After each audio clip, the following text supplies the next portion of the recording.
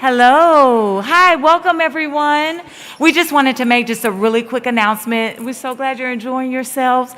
We are just waiting for the survivors to come in. When they come in, can we give them just the warmest welcome of all time? Yes? We can do that? Okay. So give them just like 2 minutes. They're just getting prepared, and then they're going to come in and take their seats, and we'll get started, okay? All right. Yeah, yes, that's what we're going to do. All right, thank you all.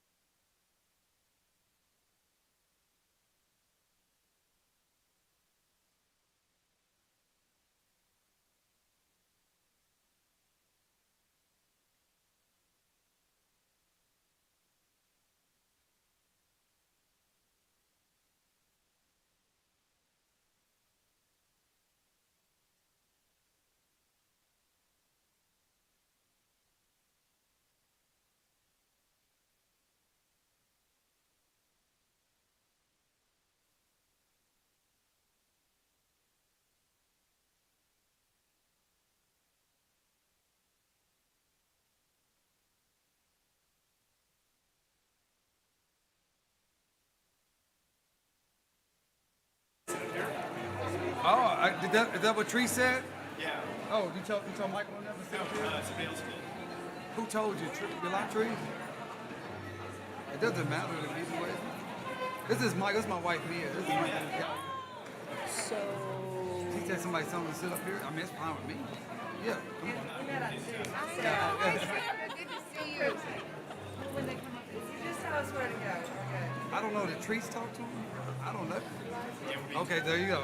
okay, I want to make sure. Trees. Where did? Okay. No.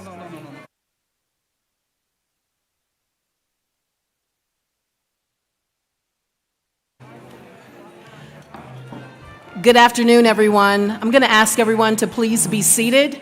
We're getting ready to begin, and we're going to begin with prayer. My name is Reverend Carmen White Yannock. I'm going to wait for you to be settled.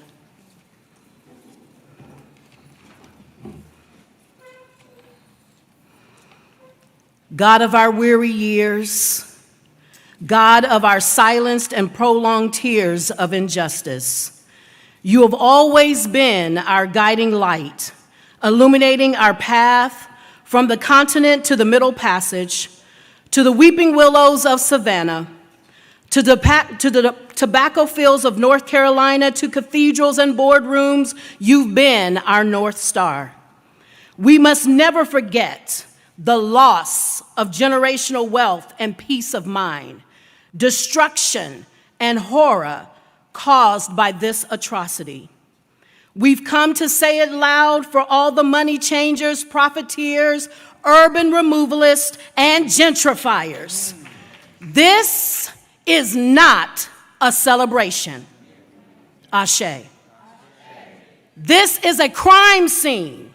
We have to bring our own yellow tape to expose and expel that same spirit that murdered over 300 black bodies that we are still searching for today.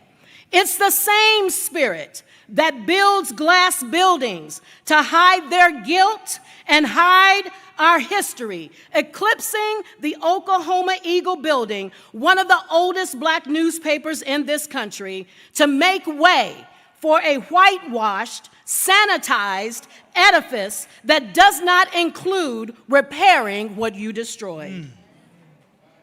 Talk that. You're not repairers of the breach. You are perpetuators of destruction, still making stacks off of our necks. Your hands are bloody, and our ancestors' blood is speaking from this grounds today. Our collective clarity is already awakened by this reality. Those who commit the murders also write the reports. This is no celebration, Cain. We won't be silent anymore. We've come today declaring loudly and strongly the reclaiming, restoring, and repairing of our contract with ourselves. It's us who will heal us. It's us who will educate us. It's us who will abolish voter suppression. It's us who will restore alignment to love one another fiercely without break or secession in our communities. It's us. My brothers and my sisters, we have nothing to lose but our chains. We're unchaining ourselves from mediocrity and leaning into our collective genius. We're unchaining ourselves from oppressors and becoming our own champions of economic domination in our own communities. We're closing our own wealth gap by continuing what our ancestors began, of being first and being all us, everything. We may not all arrive at the same time. Some may require a pause, a break, or even rest from their labor. Trust and believe this city, this state, and this country has not seen the last of Rosa Davis Skinners, Dr. A.C. Jacksons, Mabel Littles, Fannies, Martins, Idas, Langstons, Terrences, Malcolms, Thurgoods, Shirleys or Banyards, Big Mamas, Muzz, Granddaddies, Nanas, and Pawpaws, and Ellas. We always have a remnant, an Afro future. Always another resolute generation, another one and another one. They're here in this room taking up space, refusing to be unseen and unheard and undervalued any longer. You may not know our names, but you will. It's our time. Our eyes have seen the glory of Greenwood, the anointing, the oil, the essence of Greenwood. Black Wall Street is unretractable, unstoppable, it's unerasable, and it has left an indelible mark on this community and this nation. 100 years ago, there was a fire in what our oppressors called Little Africa. Today, 100 years later, standing where our ancestors' lives and livelihoods were obliterated, we're here to serve notice that we're unapologetic about the fire in our bellies to reclaim, restore, repair, and revive our Greenwood, our Black Wall Street. It's the spirit of a thing. We embody that spirit today everywhere that Black people are. My brothers and my sisters, it must always be courage over comfort for us. We must deny access to our genius being weaponized against one another to further an agenda that denies access for all of us. God, the divine orchestrator, has always been our way out of no way, meeting us in hush harbors as we've always created our own upper room experiences to anchor us in tumultuous times and in times of great victory. In this moment, we honor our ancestors past and present and their descendants. We pay homage to these living survivors, Mother Viola Fletcher, Mother Leslie Randall, and Mr. Hughes Van Ellis, AKA Uncle Red. Your tears are not lost on us. I am, and we are, because you have been. We honor the stony road that you've traveled. May our God continue to keep you is our prayer. Amen, Amin, Aho, and Ashe. It is my distinct honor to introduce the incomparable Dr. Tiffany Crutcher.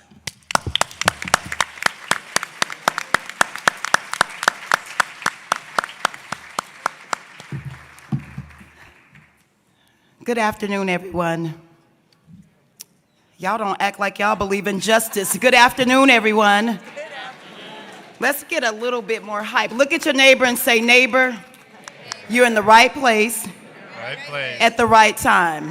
Right time. Now look across the room and say it a little bit louder. Say, neighbor, you're in the right place. Right place. At the right time. At the right time. So as you know, my father is a preacher, so I had to get that out of the way. I'm Dr. Tiffany Crutcher, and on behalf of the Justice for Greenwood Foundation, I would like to welcome you into this sacred space. We are honored to have our survivors, who you'll see in just a moment, our descendants who are here, and our community. Thank you so much. We believe that the most precious thing you can give anyone is your time. So thank you for your time. And to all of our family who's come home, this is homecoming. Thank you so much for being here. Give yourselves a hand.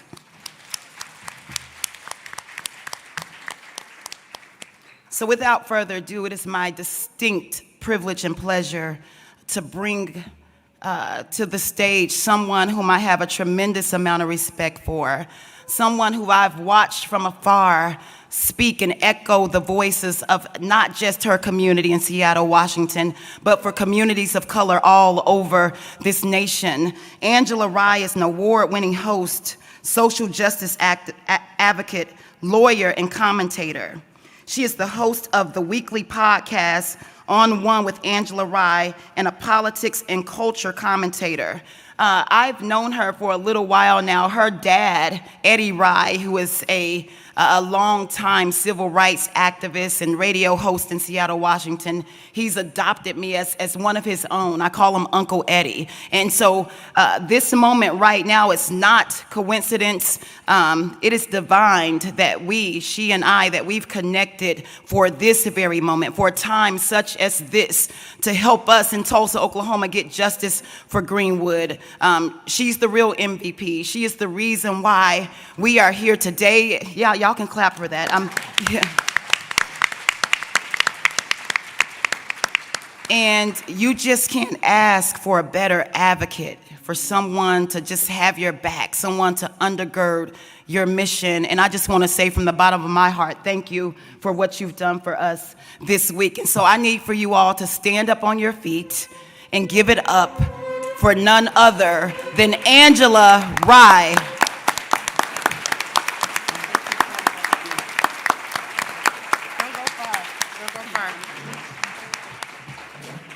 Good afternoon, everyone. I've been telling Tiffany and Demario all week, I am not the real MVP. Truly. And I would like for a moment, I'm going to introduce you in a moment, but Demario Solomon-Simmons and Dr. Tiffany Crutcher, please come stand right here and get your flowers and your applause. These are the MVPs, y'all. They're fighting every single day when people are not paying attention, when they are paying attention, if they have to scream, fight, cuss, kick. They are fighting every single day to ensure the survivors, your ancestors, you all get justice. Clap like you mean it. These people are doing the work. They're doing the work. Thank you. I love y'all. I mean that. So speaking of doing the work, you all have been called here today not to celebrate, not to grieve, but to do the work yourselves. I'm so excited about this particular town hall because it invites us in to do something that so many of your ancestors did. I know Tiffany said that it's not a celebration. Oh my goodness, two of my favorites just walked in, y'all. Oh. I interrupt this message to tell you that Mother Fletcher and Uncle Red are in the building. Yes. Now those are the real MVPs. Got their jerseys on and everything. Come on.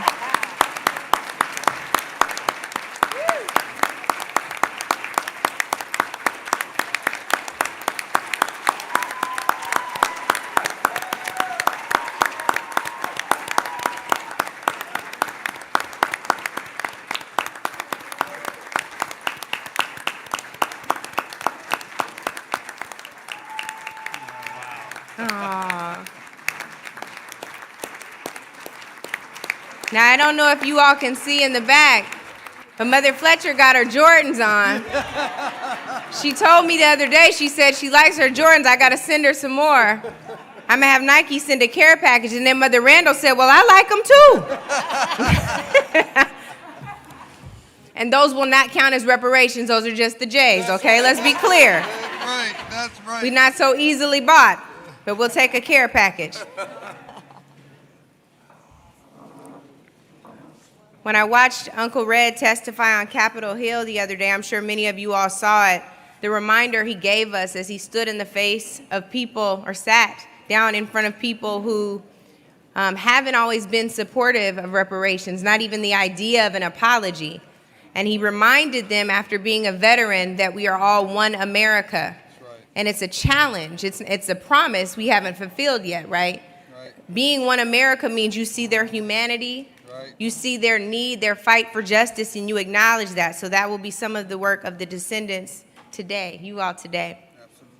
So as Uncle Red takes his seat, I would like for those of you who are present and you are Descendants to stand on your feet. If you're a Descendant in the room, if you can stand up, please. If you're a Descendant in the room, if you can stand up, please. Yes.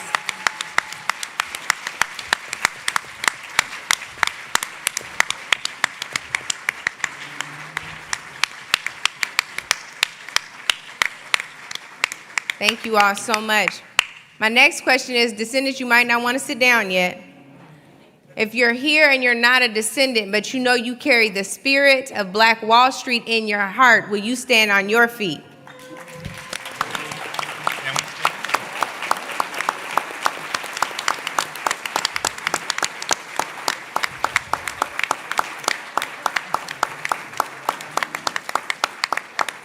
Thank you all. I just have a couple of more formalities.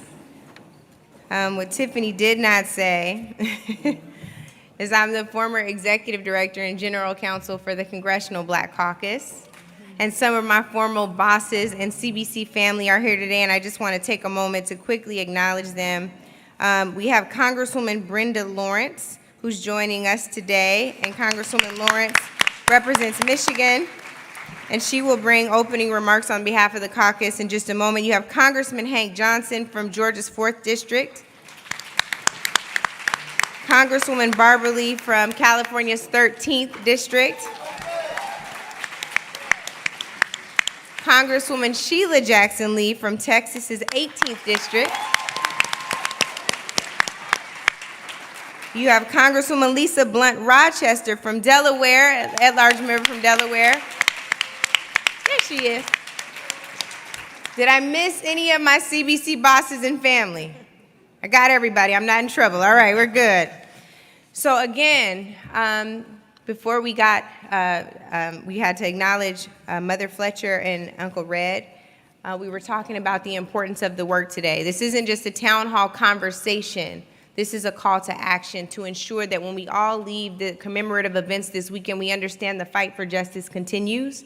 We understand that there's also work that we have to do, and so we will get to some prompts, but I will get to that in just a little bit. I now have the distinct honor and privilege of introducing to you all, again, it will be both Congresswoman Brenda Lawrence, who is the second vice chair of the Congressional Black Caucus, and Attorney Demario Solomon-Simmons.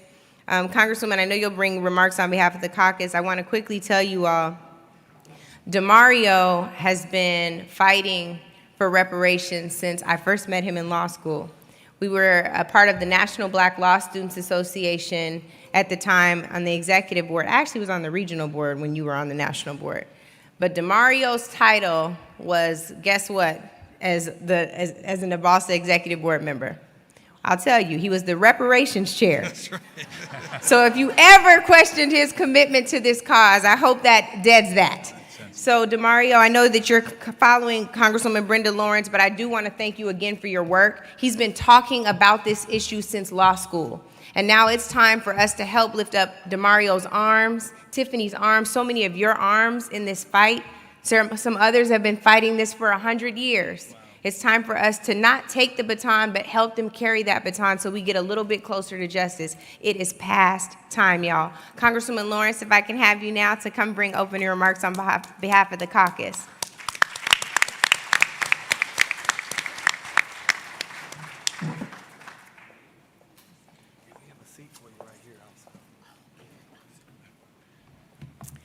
Hello, everyone. Hello.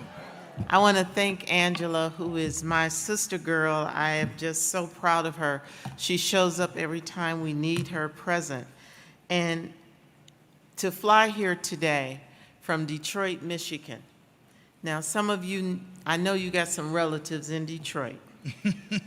To come from Detroit, a proud black city, to come to the heart of our black community today, to celebrate, to commemorate, and to empower, and to seek reparations is extremely important, and I'm so proud to be here with you today.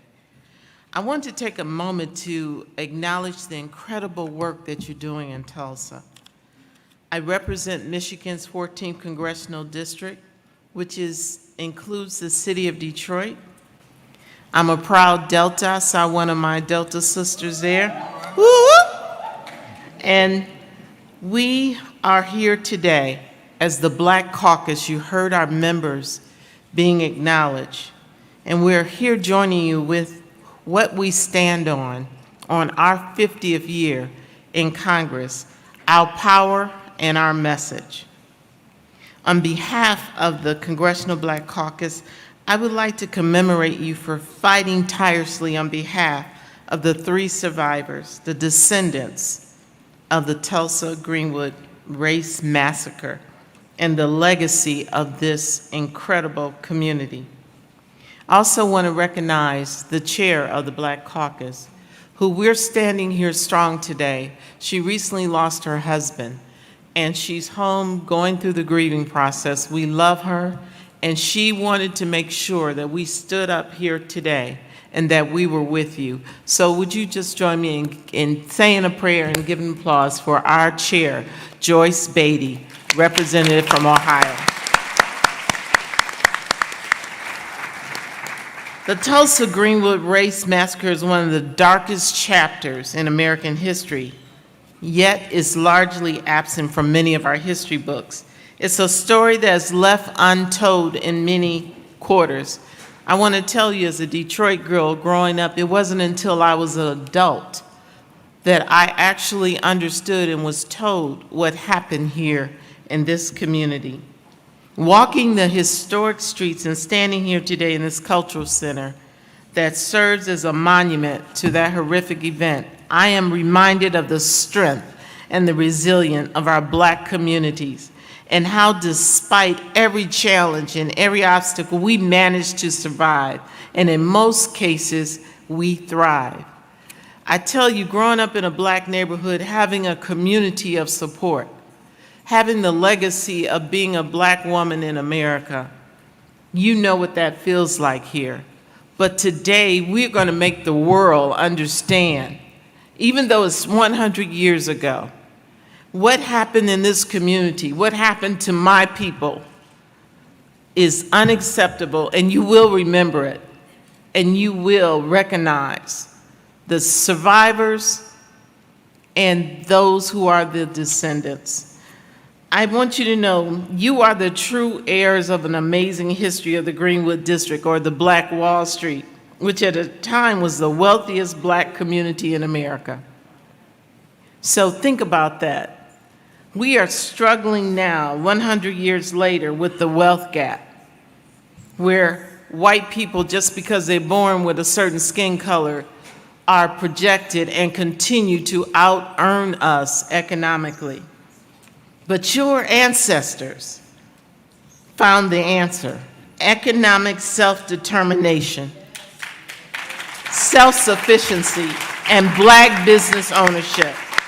Much can be learned from the example of Greenwood, and I'm here today and proud to say that the Congressional Black Caucus, the largest legislative caucus in the U.S. House of Representatives, 57 members strong, is committed to fighting to make sure that these historic wrongs are corrected, and the story of Tulsa and the Greenwood Race Massacre is never forgotten.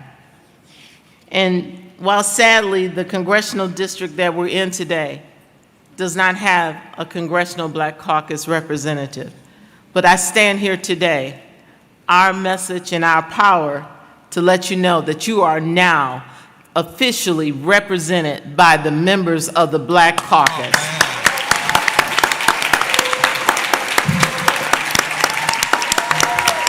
Yes.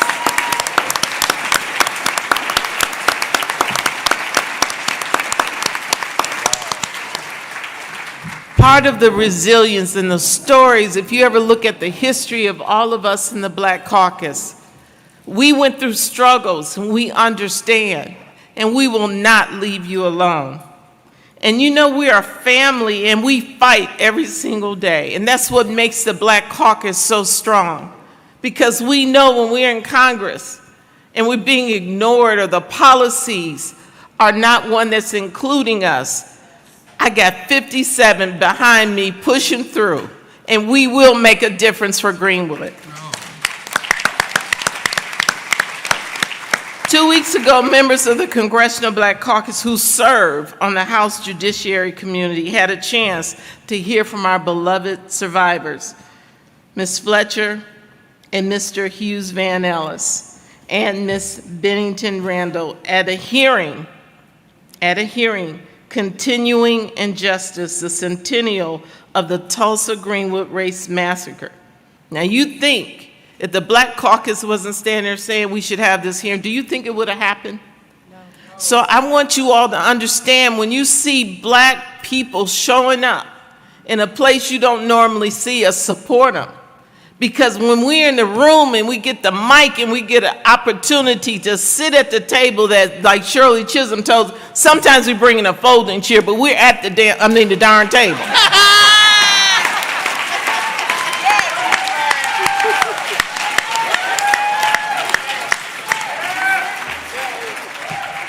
Most recently, my friend and sister girl, April Ryan, produced a segment for the Griot, which explored the history of the Tulsa Race Massacre and the continued fight for the justice for the victims of this horrific event and the survivors and all of you, the descendants. The segment was tragically named Genocide in the Heartland. And I want you to hear what I'm getting ready to say. America is loud and strong when criticizing predators of genocide across the globe. We deem them war criminals and we denounce them on an international stage. Yet, our nation's voice have historically and inexcusable been silent in the face of similar actions that occurred right here on our homeland to Black people. Let me be clear, the tragedy that took place here in Greenwood 100 years ago was a genocide. It was an attempt to wipe out an entire community of families, homes, and businesses based on racism and hatred. And that's what genocide is.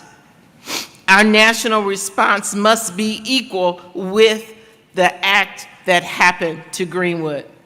My CBC colleague, Congresswoman Sheila Jackson Lee, has introduced a bill, H.R. 40, to create a commission to study reparations. I want you all to know that if you want a fighter, line up with Sheila Jackson Lee. That's right. Because she is not going to give up. We can be talking about finding money to plant trees, and she said, but you know we need to vote on H.R. 40. And everybody's going like, what?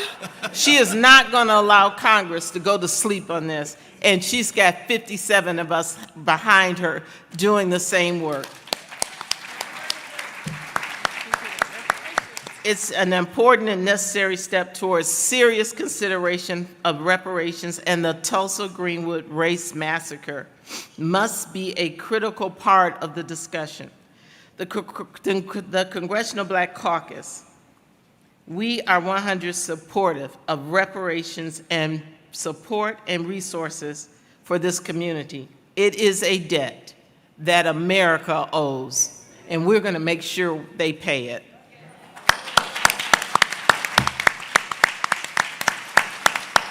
The story of Tulsa Greenwood Massacre must be a focal point for our efforts to advance the critical priority of racial justice. You know, this whole country was awakened when George Floyd, we witnessed him dying under the knee, being murdered under the knee of a coward wearing a badge who took the life of a human being. And it shook the country.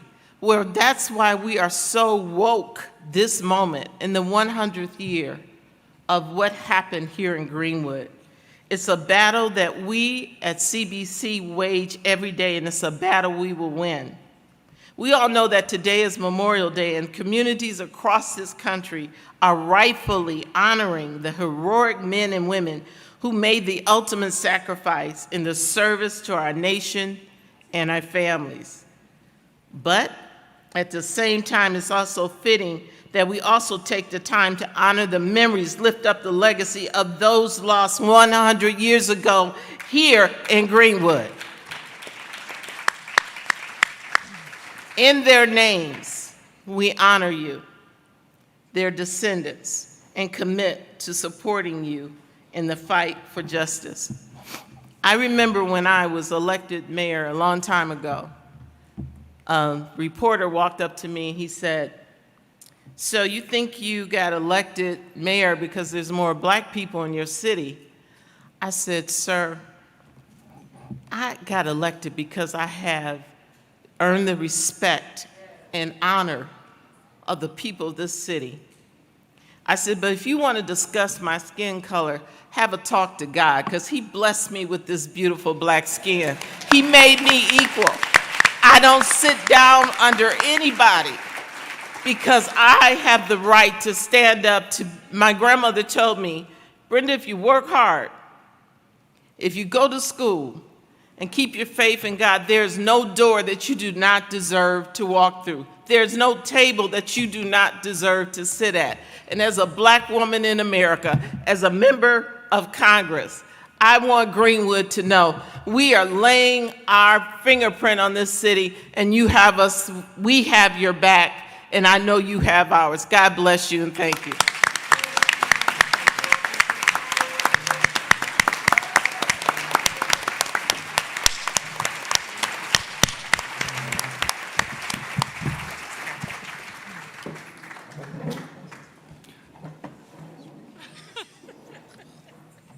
This is beautiful.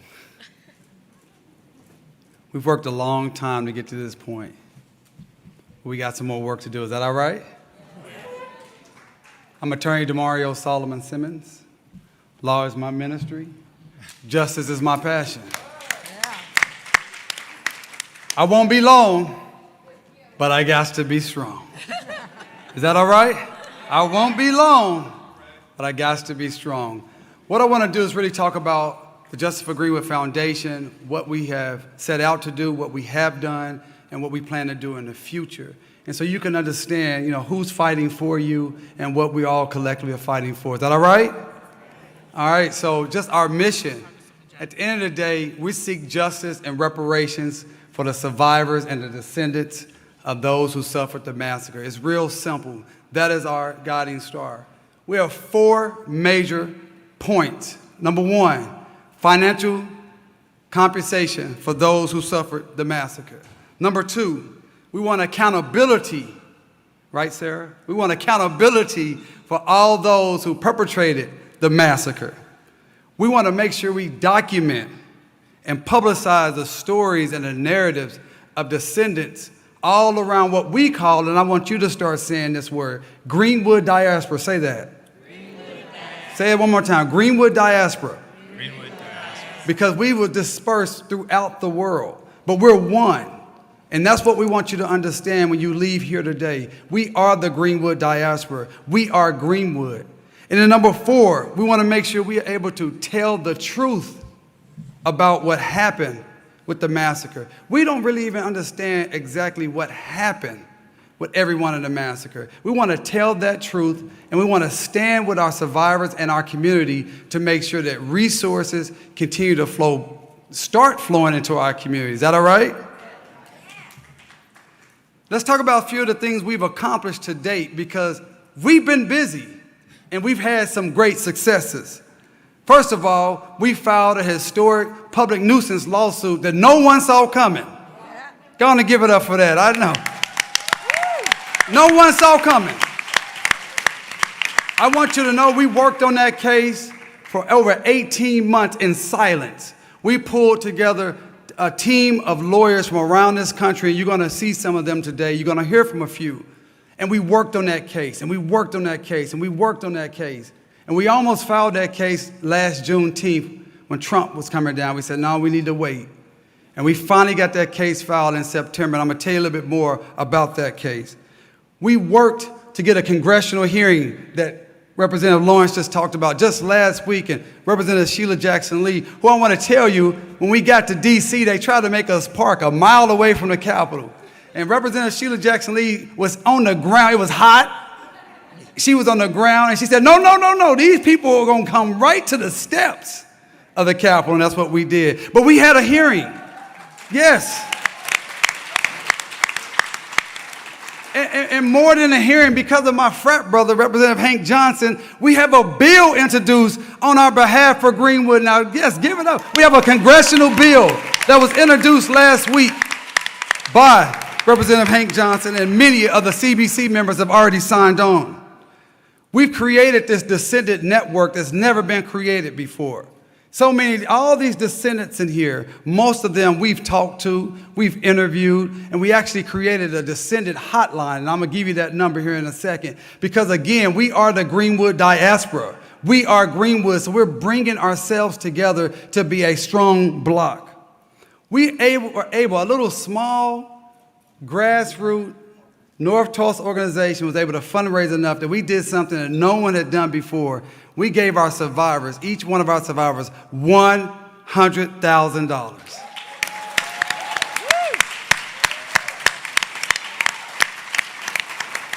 Now, it's not reparations. It's a gift of love. Because at the end of the day, Greenwood was a love story, and I'll tell you more about that later. But we've made sure that we've centered the survivors and descendants. We've made sure that this weekend is not about Disneyland and celebrations. It's about the survivors and reparations. Now, our team, I'm so proud of the team that we've assembled. A diverse team. We're all over the country.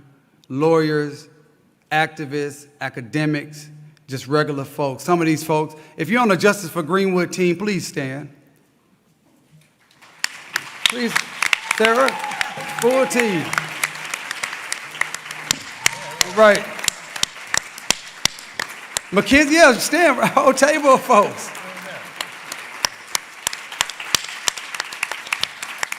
These are the people that's been working on the behalf of Justice for Greenwood. And look at this legal team. And you're going to hear from some of our other lawyers here. We are committed to getting justice for Greenwood because of the tireless efforts of these people you saw on the previous slide and this slide. We have the passion, the compassion, and the resources to fight this fight as long as need be. I hope it's not another 100 years, Michael, but we're going to fight it. Is that all right, Uncle Red? That's right, that's right. So our initiatives moving forward, obviously the historic litigation, but it's not just one case. We have 4 cases going, and I'm going to tell you about those. Our descendant outreach, as I told you about, our hotline, you're going to hear more about that. We have a full program, so when people call, we can get your information, and we can connect you with our group and with our network. We have an oral history project that started. Some of you were interviewed today. If you were interviewed today, raise your hand. Okay, how did that go? Did that go all right? All right. That's just the beginning of our oral history project where we're going to go across the nation, throughout the Greenwood diaspora, capturing these stories of our families. And we have a wonderful new website that will be launching in the next couple of weeks that will be the #1 resource, all things Greenwood. And we have the developer here who's also a descendant who will talk a little bit about that. Now let's talk about this historic litigation.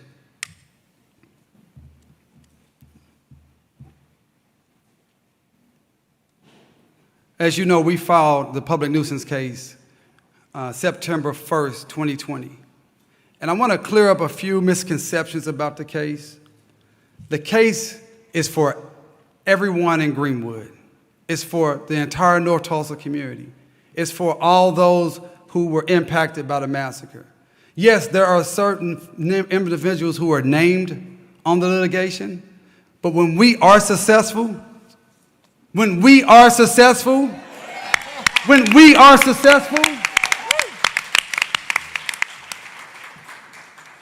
it's going to benefit survivors, descendants, and our entire community.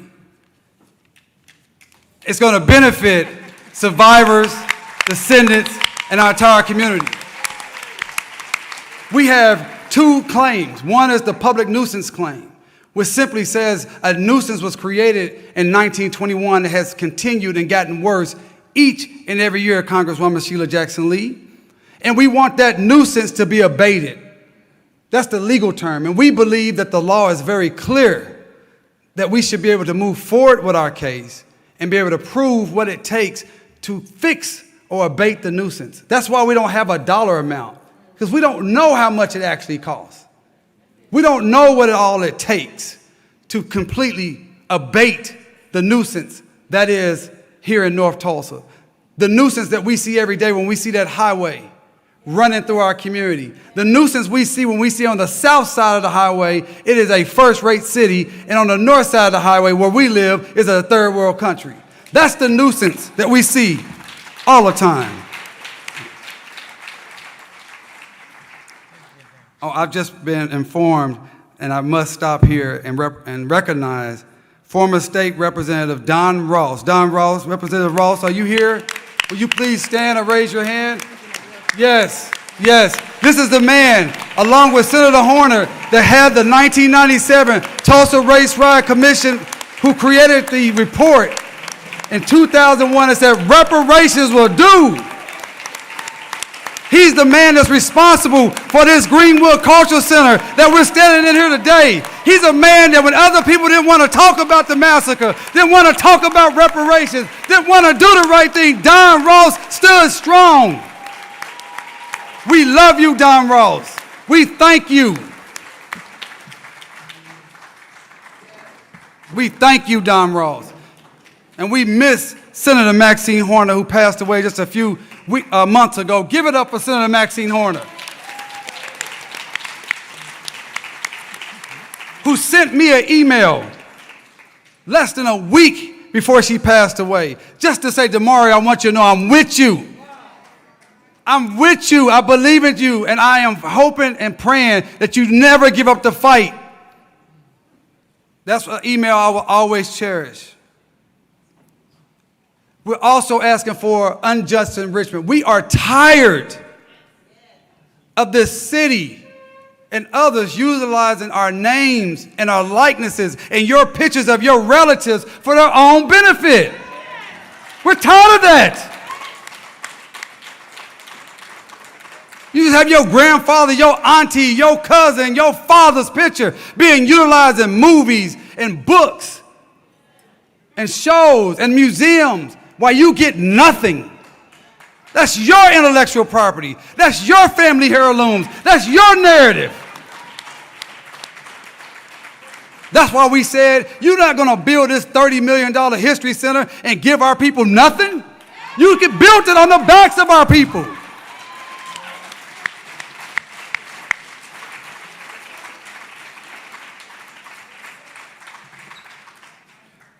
In the litigation, we have 7 defendants. Now, please know, we looked at a lot of other defendants. And my good friend, former Carver Middle School in Booker T. Washington, my classmate Stephen Terrell can tell you, we looked at a lot of different defendants. But we settled on 7 defendants, obviously first being the city of Tulsa. The second being the Tulsa Regional Chamber of Commerce. The third being TDA, Tulsa Development Authority. The fourth being the Tulsa Metropolitan Planning Commission. The fifth being the Tulsa County. And then we had the Oklahoma Sheriff Department and the Oklahoma Military Department of the National Guard. I was told today that during a ceremony at Standpipe Hill where those brave black men made their last stand, that the Oklahoma National Guard made an apology that actually stated for the first time in 100 years that we did not do our job, we did not protect the people of Greenwood. That only happened because of what we have done, because of all of you. Real quickly, what we're asking for a lot because we need a lot to abate the nuisance. You probably can't see that's pretty small, but I'm gonna tell you first and foremost, we're asking for a victims' compensation fund. We're asking for a victims' compensation fund for all those who were victimized, not just by the massacre, but the 100 years of continued harm. Absolutely, Representative Lee. We're asking for a scholarship fund for descendants, specifically for descendants. Not for anybody, but for the descendants. For those descendants who are still living in Tulsa, we're asking that your taxes be abated for 100 years. For 100 years, you paid into a city and a county that owed you money, so for 100 years, you shouldn't have to pay anything to that city or that county. We're asking for the establishment of a land trust and give our dang land back. We want our land back. My wife's in here, so I said, dang. My mother-in-law's over there, too. We want our land back. This, guys and ladies, this is reasonable stuff. You took it. You still have it. Give it back. When they come to black folks, they just lose their mind. Like, what do you mean? No, we want it back. We want, in fact, this land we're right here in Greenwood Cultural Center, This is actually owned by the city of Tulsa. I'm standing right here. We want this land back.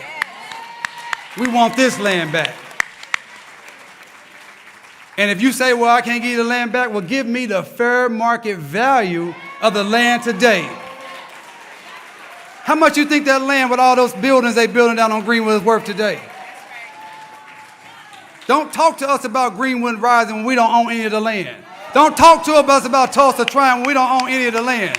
Don't talk to us about everything is all good when we don't own any of the land that made Greenwood Greenwood. It was land ownership that made Greenwood. It was freedom, mind state, and wealth comes from land. And we want it back because it's ours, it is ours, it is ours.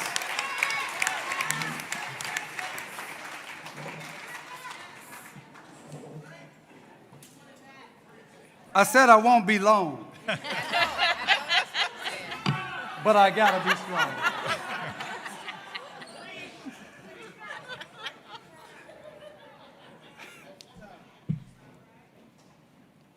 Look, I'm from 36th Street North. I go back to Gibbs, Chamberlain Park, Lincoln Park, Hawthorne Park. All my life, we've never had a hospital in North Tulsa. All my life, we've had to go, people die on their way to EMSA because there's no hospital in our community. But guess what? Before the massacre, we had a hospital. So we want a hospital. We want the Dr. A.C. Jackson Memorial Hospital built in our community so we can have first-rate health care right in our own community. That's a part of the abatement. So when these people talk about we asking for money, we asking for life. We asking for liberty. We asking for property. And yes, we're asking for money.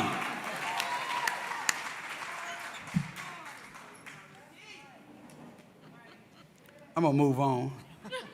Because I also want to tell you real quickly, it's not just the public nuisance litigation. Because of the legal team, because of the people who are pouring in the resources, we also are filing several open records litigation because as the city was lying to the nation, saying they wanted to be transparent, they wouldn't even give us all the records that they have about the massacre. But we sued them for that. And we also sued Tulsa Development Authority. We also sued Tulsa Metropolitan Planning Area Commission. And guess what? We're going to be suing a few others. We want all the information. Because we're tired of us having to always tell the story. We want to know who actually perpetrated. We want to know the names of some of these people on these pictures with their rifles. We want to know who their grandchildren are, whose uncle was that, whose father was that that's now in power. We want that information. But it didn't just stop there, because there was a lot of insurance companies that didn't pay. Did they pay our claims? Did they pay us fairly? Well, we have researched because of our diligence. We actually found and reviewed hundreds of claims. We know what was lost. We know where the people lived, and it's granular. And if we have this outside on the counter. Some of you probably have this in your hand. It's so granular. It talks about people losing their encyclopedia sets, their mattresses, their silverware, their clothes, their family heirlooms. And we found through our diligent research these 13 companies that are still in operation today. We found them. And we've reached out to them. We've sent them letters. And to date, only one company has called us back for a meeting. Is that right, Michael? Yeah. And that's Chubb Company. And we're going to have a follow-up with Chubb. But these other ones, and I had the great honor on Friday night to pick up our auntie, our collective auntie, Representative Maxine Waters. I had the great honor to pick her up from the airport. And if you didn't know, she's the chairwoman of a thing called a Financial Services Committee. And you know what the Financial Services Committee is over? One of the things that they regulate is insurance companies. And Representative Maxine Waters told me that she's going to have a hearing with these guys to talk about what they're going to do about those claims that they never paid. That's what she told me. I think she told, yeah. Oh, I'm going to get to her. So maybe they'll talk to us. Maybe they'll return our letter after Auntie Maxine has a little hearing with them. Yeah. But it doesn't just stop with the insurance companies and the city and the county. I want to show you just a quick video because it wasn't just the insurance companies that hurt us after the massacre. It was also the banks. You will see, if you go to Tulsa, you will see a huge marble statue type of tablet that has on it all of the claims that were put in. My father sued for 7 years from 1921 until they were able to get a judge in 1928 to throw the case out of court. Because if the insurance company had paid him, they would have had to pay all the other people who held policies. And it wasn't only the insurance companies, the banks also took advantage of it. If you had lost your bank book in the fire, the bank claimed, as a Muskogee National Bank, claimed they had no records of you. And so nobody could even get their money out of the bank unless somehow their records had survived.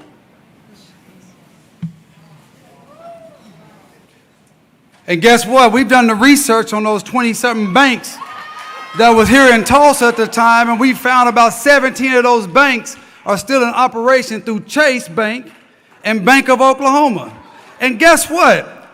Who regulates the banks is this woman named Congresswoman Maxine Waters. And she told me that she's going to have a conversation with these banks who kept and stole our money. So I told you I wouldn't be long, but I got to be strong. I wouldn't be long, but I got to be strong. Justice for Greenwood.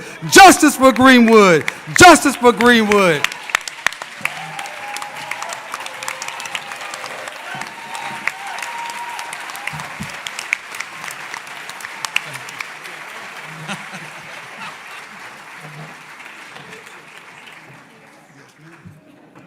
There was a lawsuit that was filed, I believe, while we were still in, it might have been before we got to law school. DeMario's been working on this issue since then. Then it was with Charles Ogletree and Johnny Cochran. Baby lawyer. Who's baby lawyer? I was a baby lawyer. Oh, baby lawyer. He said, you weren't a lawyer yet? In 2004. Oh, yes, he was in 2004. That's true. Okay. Fact checking up here in real time. Okay. Y'all get to see we really are like brother and sister. So next we're going to introduce you all to the Justice for Greenwood Partners, although I feel like I should be saying the doors of the church are now open. Is there one that's standing for justice? But I believe there's a room full. So the introduction of the Greenwood Partners, we have Michael Swain and Sarah Soffinelli, who I had the... Y'all wrote that down wrong on here. I'm so sorry. Michael Schwartz, I'm going to put some respect on your name. It is right on this sheet. That's true. SRZ is one of the most prestigious international law firms in the United States to partner with DeMario and Justice for Greenwood. SRZ is committed to the fight for reparations and has more than 20 attorneys. You saw some of their faces up just moments ago, working on Justice for Greenwood initiatives, providing millions of dollars in attorney hours. They're demonstrating in practice what reparations should look like. So thank y'all. Yes. We have Jaya Rapp, am I saying that right? Jaya Rapp, who is a descendant and hails from Commerce House, a member of the Commerce House team who has provided countless hours and resources of marketing and branding support for Justice for Greenwood. Jaya, will you stand? There she is. Thank you. Oh, and Nicole Austin Hillary, who I remember from the Brennan Center, now with Human Rights Watch, joined at the ground level and has been a partner for over 2 years, working with DeMario and Dr. Tiffany Crutcher. The work began with police reform, which was sparked, of course, by the killing of Terrence Crutcher, who is Dr. Crutcher's twin brother, by Officer Betty Jo Shelby. Human Rights Watch also wrote a damning damning report on reparations and is responsible for exposing the commission. The commission. More on that later. More on that later. But it turns out their biggest event got canceled, so we won't be seeing them much, but we've heard about them. We'll come see them.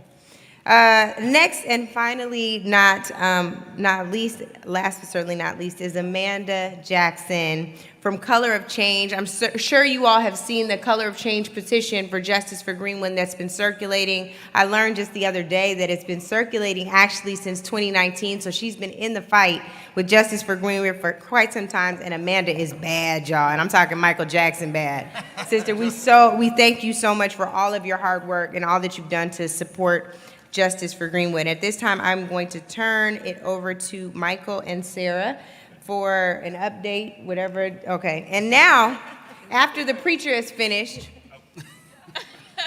the reports will be 5 minutes because we have this great room of workers that we have to get started on building Greenwood 2.0. Isn't that right, y'all? Okay, 5 minutes. I'm gonna cut you off, friend. Okay. He's got 1 minute. He has 1 minute. Okay. Oh, can I do one more thing? I'm sorry. Y'all, if you don't know Roland Martin, Roland, can you just wave? Roland is a man that wears many hats. He was interviewing people in the back just a moment ago. Now he's a camera operator. Roland, we thank you for all of the platform you've given this issue. We are so grateful to you. We love you, good brother. Thank you so much. Sorry, that was not your time. Now you Clock starts. Hello, I'm Michael Swartz. I'm a partner at Schulte, Roth & Zabel, and I'm chair of our litigation department. And it's an honor of a lifetime to join your community's fight for justice. It's just incredible. If I can invite my team up here with me. So, my firm is a New York-based law firm. We have over 300 lawyers based in New York, Washington, and London. Our team is from New York and Washington. And the way we got involved was DeMario reached out to Brian Stevenson to get help on an intellectual property issue about the misuse of a likeness from the massacre. And so we've done a lot of work for Brian's Equal Justice Initiative, and he reached out to the firm, and we said we'd be happy to help on that project, but we said, is there anything else we can do? And DeMario found some things for us to do. You've seen him up there. To give you a sense of what our work has blossomed to, at this point in time, I think we're up to 30 lawyers, 20 business staff. We've donated 2,700 hours of time. And at New York billing rates, that amounts to over $2.5 million in donated legal services. So, and up here is some of the people you saw. These people are working tirelessly, day and night, in fighting the 7 defendants that you've seen up there. We have weekly calls with DeMario and his team. It's just been an amazing experience. It's an amazing lawsuit. Cannot wait to celebrate victory with you all.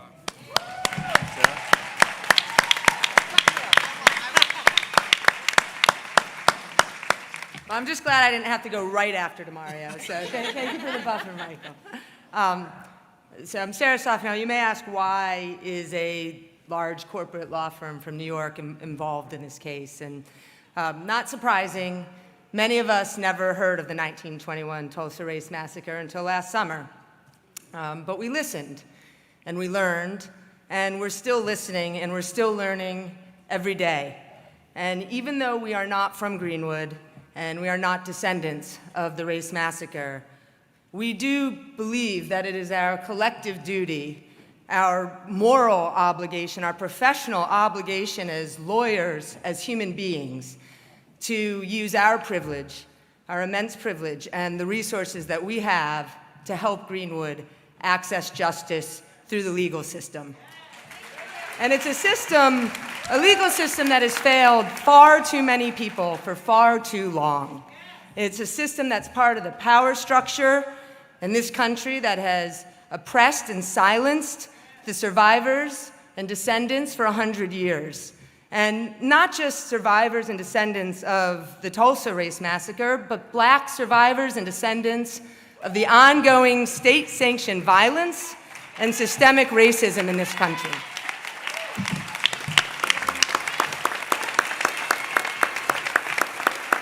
Our systems need to do better. Our legal system has to be better. And the system's not going to get better. It is not going to hold accountable the perpetrators of oppression and violence unless those of us with privilege, with the resources, and with the capability to access that legal system demand it.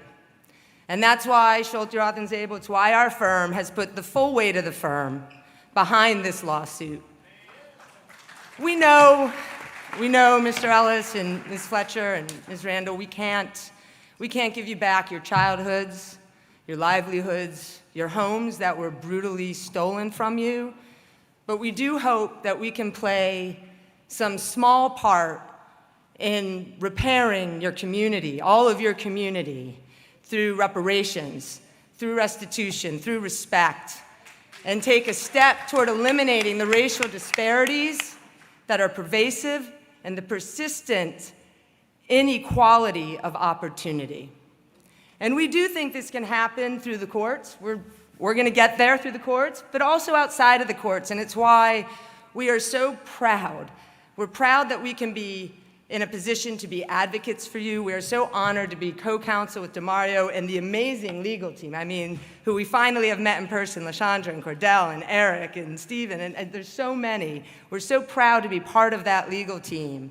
But we're also proud to now represent, also as our client, the Justice for Greenwood Foundation. There's so much to do, and as Michael said, our firm, not just lawyers, but non-lawyers, our entire firm has put our time and energy and our hearts into Justice for Greenwood, from doing estate planning for survivors and descendants to working very closely with Greta and DJ at Justice for Greenwood on the oral history and descendant outreach project, and just providing general counsel and legal, business, operating, any advice that we can give to Justice for Greenwood Foundation. We are here to give it. So I will say I stand here incredibly humbled and awestruck of the survivors and all of you, the entire community, raising your voices, demanding justice.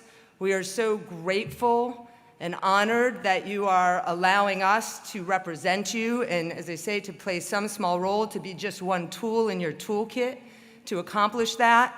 As Representative Lee said yesterday, while we may be members, thank you for giving us an opportunity to be part of the movement, to be moving. And you have friends we are a large firm in New York. You have friends in New York. We are there for you. We are proud to be part of this. We cannot wait to see victory and justice for Greenwood and for Black communities across the country. When you rise, everybody will rise. Thank you.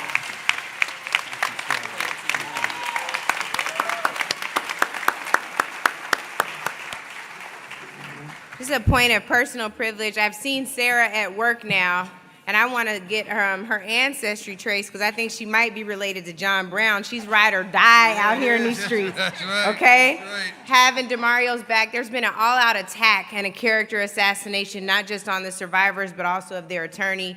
You've seen the commission busy at work with all the dirty tricks, and Sarah's been right there making sure that they get the facts right. $1 million isn't enough for the survivors. A $50 million pledge is not too much. You are right on, brother. They are worthy. And they're not going to demonize them. We didn't tell them to cancel the events. We just told them their priorities weren't straight. And so we'll just move right along.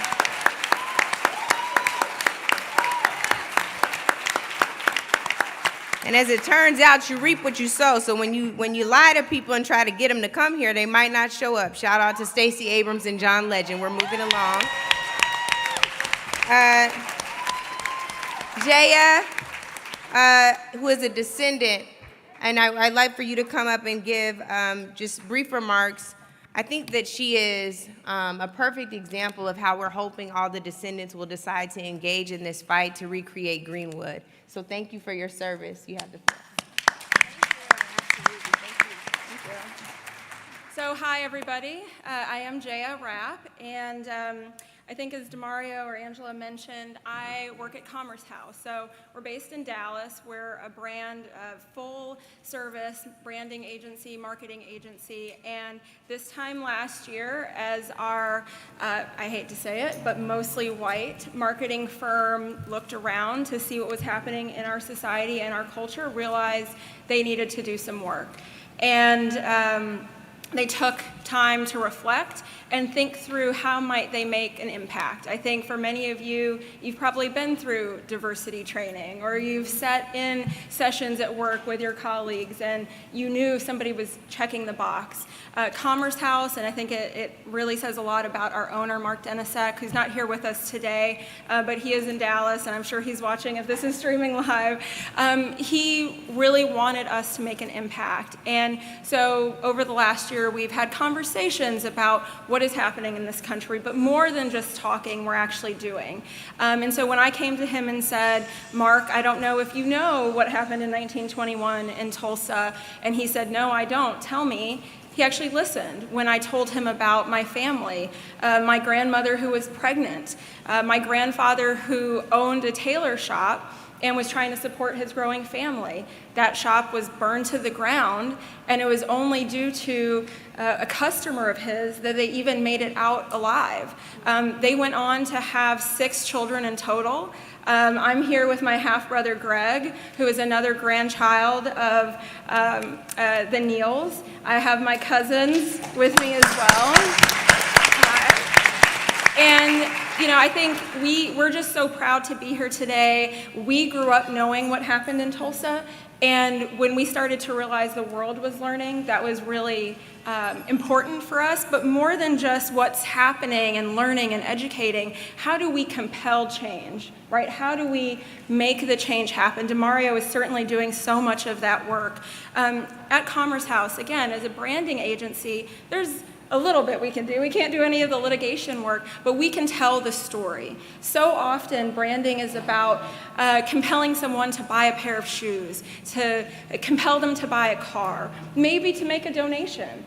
But how do you compel someone to care? How do you compel someone to give their time, their energy, their voice to a cause? And that's what Commerce House is trying to do. So whether it's the website that we're working on, Demario mentioned, it'll be up in a few weeks, and we really want that to be the hub of information about how beautiful and thriving Tulsa was before the massacre. The Greenwood district was beautiful before these images, and these are the images that flood the world right now. So the website will tell the story of what it was like before. It will also tell the raw truth of what happened on that night. And to the 300 plus, and we know it's plus, men and women that lost their lives, and the thousands that lost their property and the futures that they had before them.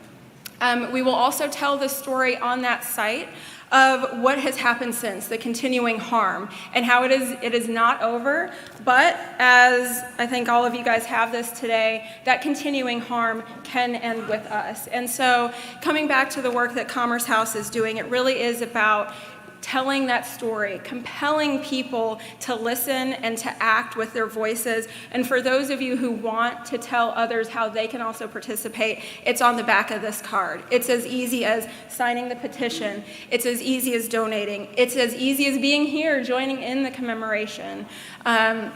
For all of the survivors, for the descendants. So I'm glad I didn't have to follow you, but I just want to say that those of us in Dallas, those of us who are part of the diaspora, who maybe aren't here in Tulsa, and we haven't been here for 100 years, but as a part of the diaspora, first we say thank you, but we also want to do our part, and so we're just so happy that everyone is here in this room today, and hopefully will continue to be with us over the next 100 years as well.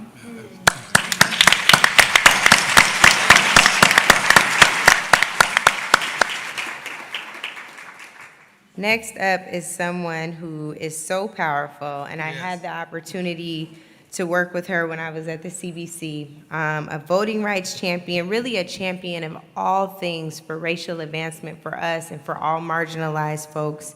Nicole Austin Hillary is the Director of the Human Rights Program at Human Rights Watch. If I can have you come up now, Nicole Austin Hillary.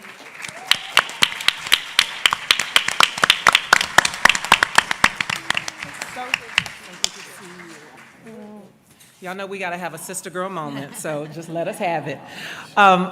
Thank you all. I'm so honored and privileged to be here with you. And let me just say this, because my mom, if she were here, would slap me if I didn't. So you know when we're in church, you got to dress right. But we went to the soil ceremony this morning, my team and I, and then we've been hanging out with our partners, Councilwoman Vanessa Hall Harper and Christy Williams. So we are dressed to do the work. So forgive me for not being in heels and pearls today. But let me get to the substance. Human Rights Watch is here on the ground in Tulsa because the fight for justice is a human rights issue. That's right. And for anybody who tells you that it's not, you tell them they're lying. There are some folks who think about human rights as something that happens in other parts of the world. Some folks falsely think, well, human rights issues are things that happen in foreign countries. We don't have those issues in the United States. Like heck, we don't. We are a nation that is built on slavery, on free labor, on degrading, on pillaging, on taking from and not giving voice to the people who have built this nation. And those are human rights issues. And that's why we're here with you all. We started our work here with my colleague, John Rafling, who is out there with us today. John Rafling is our senior researcher for criminal justice. And when Brother Terrence Crutcher lost his life, John came here to Tulsa. Yep. And he said, we're going to study this policing issue and we're going to figure out what is going on there. What is wrong that black men like Brother Terrence Crutcher are losing their lives? Something's wrong in Tulsa. And my colleague, Brian Root, who is an economic statistician, magician with numbers, came with John and said, okay, we're going to figure this out and we're going to pull together the data because we need proof. We need evidence, Brother DeMario, Lawyer DeMario. Right. Lawyers need proof to show what is going on and what's wrong. And that's how our work started. And we came here because we wanted to be behind Sister Tiffany. We wanted to be behind the Crutcher family. We wanted to be behind all of the people here in Tulsa who needed to have justice. We wanted to empower them and serve as a voice for them to lift them up. And so that's all we are. We are a tool. And from that work, my colleague, Dreesen Heath, who is our racial justice researcher and advocate, who I'm going to let you hear from, said to me, and Dreesen came with me from the Brennan Center when I came to Human Rights Watch, and Dreesen said to me long time ago, she said, Nicole, we cannot be here doing this work on race and not talking about reparations. You cannot talk about justice. You cannot talk about race without having a real honest discussion and doing something about reparations. And so Dreesen, through her work, is doing that. That report that you talked about, Angela, that's bad, that tells the truth, that's Dreesen's work. Yeah. So I want you all to hear from Dreesen so you can hear more about that work. And I'm just going to leave you with this. We are going to be here with you in Tulsa. We are going to be your ride or die until we seek reconciliation and justice for you all. And we are working at all levels. We are with you here in Tulsa. We are with our leader, Congresswoman Sheila Jackson Lee, pushing for HR 40. Because it has to be from the top to the bottom and everything in between to get the justice that you all deserve and that you all must have if we're going to be a country that is true to our principles and values on race and on providing equity and justice for everyone. So I want you to hear from Dreesen next. Thank you, Congresswoman. This podium is still hot from Brother DeMario. Right. It's always a privilege and just honor to be in this space, to walk the streets of Tulsa, to walk the Greenwood district. So many people refer to this space just as Black Wall Street. And there were 40 square blocks of people living their lives, people succeeding, people thriving. Let's not narrow this space to the maximum prosperous space that it was and still is. All of that richness lies within all of you in this room. We may not see it materially yet, but we will soon. But the richness lies in each one of us here, absorbing each other's energy and, continuing this outlasting journey towards justice. Growing up here, so I was born here, did not grow up in Tulsa, but my parents would tell me stories, haunting stories as a child, but they would not explain exactly what happened. They just said some bad thing happened. And my curiosity as a child in the New Haven Public Library just started discovering pictures. Pictures of Black bodies burned, pictures of homes destroyed. And ever since that moment, it was like my discovery of that, and like 7 years old, haunts me to this day. And to be in the presence of Mother Fletcher, Uncle Red, to then testify in Congress alongside you all, to just be in that energy, knowing all that you've been through, knowing the many people that have died waiting for the very thing that you had to go to Washington, D.C. and plead for. It's not right, it's not just that you had to do that.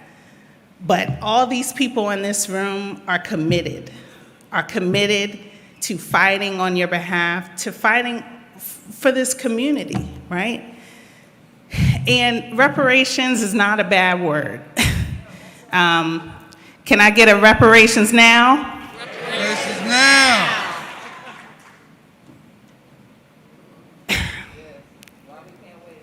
We cannot wait. We can't wait any longer. We've waited too long with this trauma and pain. We cannot wait to recover. And we can't wait for the perpetrators to totally admit. We have to continue to raise hell because our lives have been put on the line for centuries, for generations. And that means the harm is compounded in generations. If we don't get it right in Tulsa, we cannot accomplish reparations at the national level.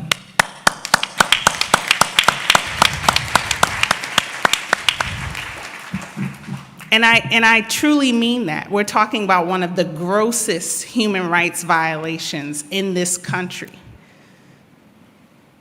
And the compounded racist, discriminatory policies thereafter. Okay? It doesn't just matter that, people being killed in the massacre, being shot, being burned, being lynched. That's no different from how people are dying today, right? You don't have to be shot, burned, and lynched to experience Black death in this country at the hands of white supremacy and at the hands of systemic racism. So we need to be committed. Everyone in this room, so many cameras are gonna go off after June 1st. Everybody in this room has to make a commitment to stay.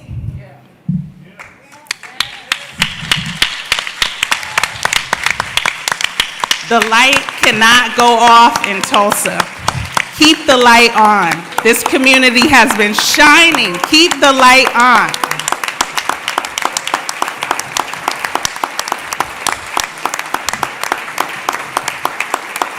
So, reparations now.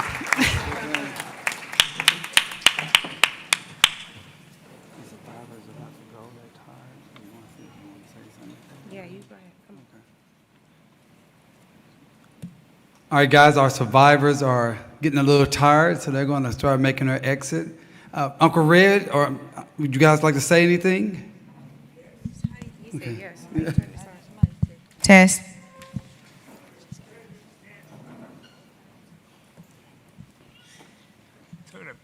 To the President of the United States, I'm pleading for justice and reparation. I have waited for 100 years for this. And it's my great opportunity to say this. We are one. We need this. We earned this. So, I'm waiting. That's all I have to say. Thank you so much. You want to say anything, Mother Fletcher? Okay. He said that's enough. Mother Fletcher said, my brother spoke for both of us. Thank you, Mother Fletcher. Thank you, Uncle Red.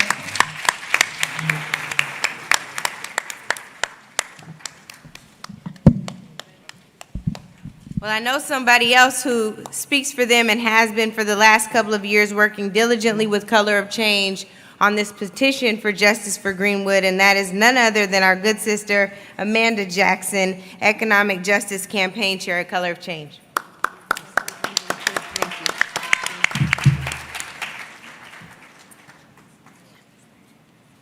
Hey, good people. Okay. I just quickly want to highlight a theme, I think, that's important with what we call today as Memorial Day and why we're here. So I'll say Color of Change came into this effort when I started in 2019. I sought to bring attention to the comprehensive nature of all of the Black Wall Streets in this country.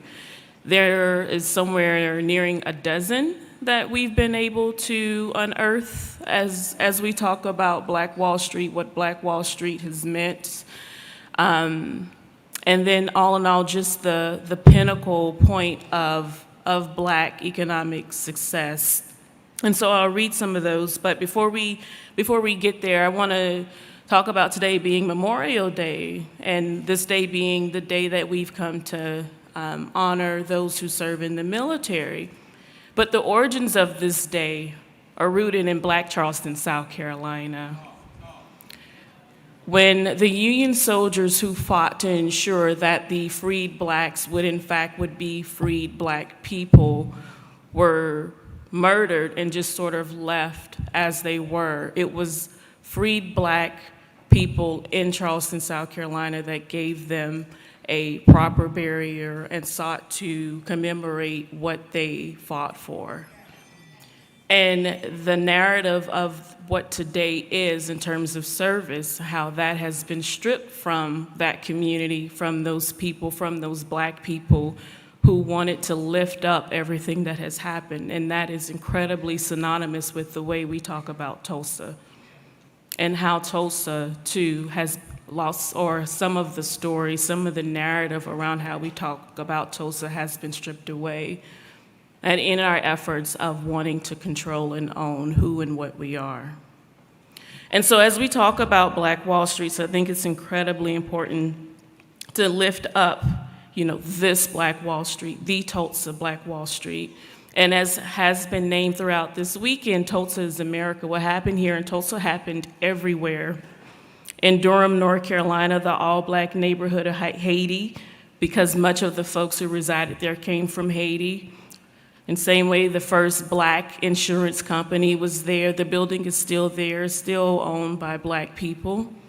In Wilmington, North Carolina, we had an all-Black elected government, Also, all Black banks, Black theaters, Black libraries, in the same way that we know Tulsa also had, also faced the same fate as Tulsa in that a mob and a sanctioned white-led massacre also burned Wilmington in the same fashion that it burned Tulsa. In Columbia, South Carolina, there were Black-owned grocery stores, again, Black-owned libraries, right? Black-owned boutiques, Black-owned shops. In Birmingham and Boley, not too far from here, and Mount Bayou, the stories go on. And so when I started my third campaign here at Color of Change in 2019 was to lead this effort. And that effort carried us through the spring of last year until we connected with our partners at Human Rights Watch. You've just heard from them, but I want to say their names again. You had Dreesen Heath, Jerry Johnson. Jerry's somewhere. Yes, I must lift up our comms expert in the back. He's yeah. Wait, you know, Jerry being Jerry. And of course, the Nicole Austin Hillary. And then in our effort in wanting to tell the story of our Black Wall Streets, worked together with Congresswoman Sheila Jackson Lee on HR 40. And so in this effort, like our partners, we are partners. We are here simply to tell the story, to push the story forward, and to support what that is for you all. We are equally a tool, and we're here to listen, receive, be a sponge, and then whatever we get, we take, we're gonna wring it out. We're gonna make sure that what we wring out of that sponge flourishes, nourishes, and revives in the way that only this community sees for it to be. And so my last two bits, as we talk about reparations here at Color of Change, we are a digital organization, the largest online racial justice organization. We always leave with a call to action. So we talked about HR 40 with the Congresswoman. If folks could take out their cell phones, some of you might have already done this, but we're gonna try again. There are two things I'm gonna ask you to text. And I believe the number, yes, here we are. So to 55156, I'm gonna ask you to text the word reparations. And I'm also gonna ask you to text the word Tulsa. Two separate texts? Yeah, two separate texts, 55156. And both of those texts will support our mobilization efforts. And in talking about our mobilization efforts, I want to lift up my colleague, our senior campaigner, Falashade Pine, and all the work that she does. Yeah, Falashade is another critical point here in this effort. But as we again seek to revive the spirit of our Black Wall Streets with this Centennial celebration, we, like I said, will only amplify these voices. I personally am so incredibly full.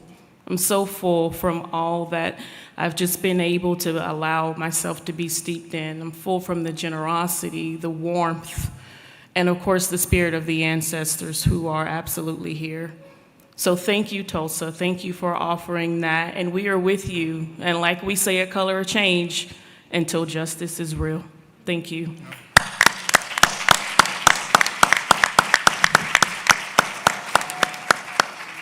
Thank you, Amanda. Okay, now the work begins. It's going to be a brief workshop. Somebody preached and got us ready, so we know our marching orders in advance. So the small group discussions will be with your tables. You're going to answer where you're from, what brought you here today, your connection to Greenwood, and if you are a descendant, who is your ancestor? So again, for some of us that don't have great memories, write it down. I know I have to. I'm looking at notes right here.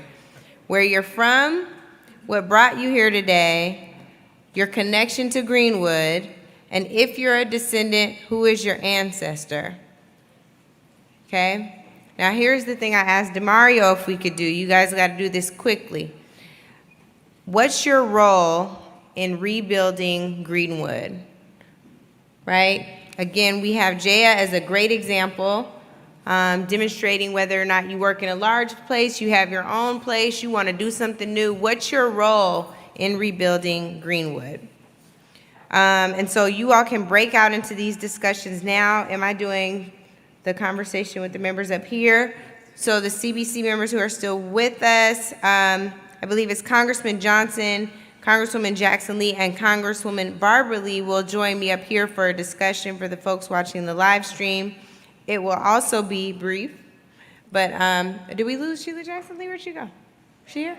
Okay, she's coming back. Okay. So, everybody's leaving me.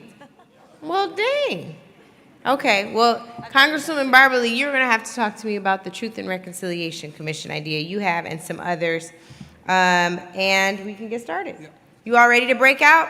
Got about 15 minutes. It is 3:43. My math is bad. What time is that? 3:58? Yep. All right, 3:58 will return.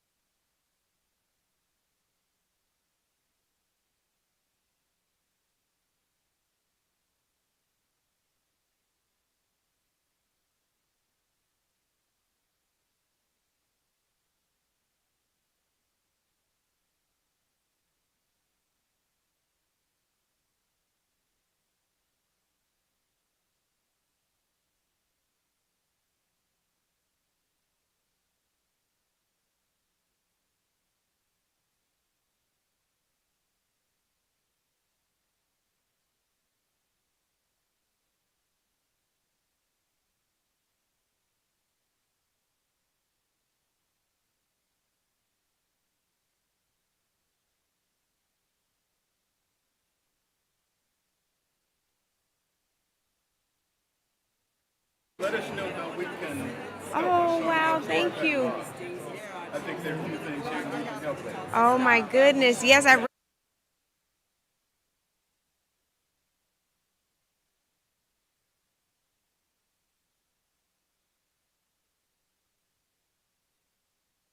Is this still? Yeah, still on. Okay. Okay. And then I have to moderate this and then run to the airport. Yes. Guys, I love your prayer. I was telling Naja on my team, I was like, oh, we can get her to read that for our little town hall special we did. We would love to have your voice on that. It's amazing. Thank you. And Congresswoman, if you want to sit on this side of me too, you can do both sides. Yes. Copy of my dad's book. Oh, I want to make thank sure you. you have a copy of Perfect. it. And if you want him to sign, I think he had to do something with Roland Martin in a few Oh, minutes. okay. He'll sign it. Okay, thank you. Okay, so while this. We're going to get a photograph. Ross right here real quick. Okay. Okay, I'm gonna do this panel. That's what I'm supposed to be doing. Okay. Okay, so we're gonna go ahead and get started. I want to start with you, Congresswoman Lee. You've talked a long time about the importance of truth and reconciliation. And I know you all are talking at your small groups. Let's use smaller voices, smallish voices. Yeah, I'm gonna stand. And then if you all want to join on each side, I think Congressman Johnson's coming back too, so I'll go back and forth. But Congresswoman Lee, you've talked a long time about the importance of truth and reconciliation, particularly when we look at what happened in South Africa and how America needs to have that same process legislated around it. That's not gonna work, y'all. I can't moderate a panel with music on. Jeez. Okay. So we know, given the history of Tulsa, that same process needs to happen here. What would you encourage a state legislator, a city councilor like Vanessa Hall Harper to do to ensure that process occurs here as well? pass the mic. I know this is not COVID. Sorry. Just as what we are doing here in Tulsa, I think it's important that the truth be told. Because the truth in America, as it relates to African Americans, has really never been authentically told in a way that promotes not only healing, but restitution and reparations. And so what we have to do in America is finally have a come to Jesus moment. Yeah. Have a day of reckoning where the truth be told. And I think what has happened in Tulsa, though, really sets us on the right course.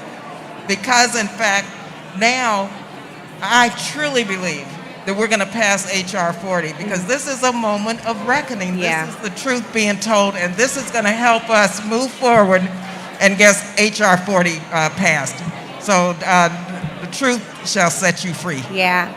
I love that you referenced H.R. 40, Congresswoman. Of course, our lead sponsor of the bill is Congresswoman Sheila Jackson Lee, who's sitting right here. My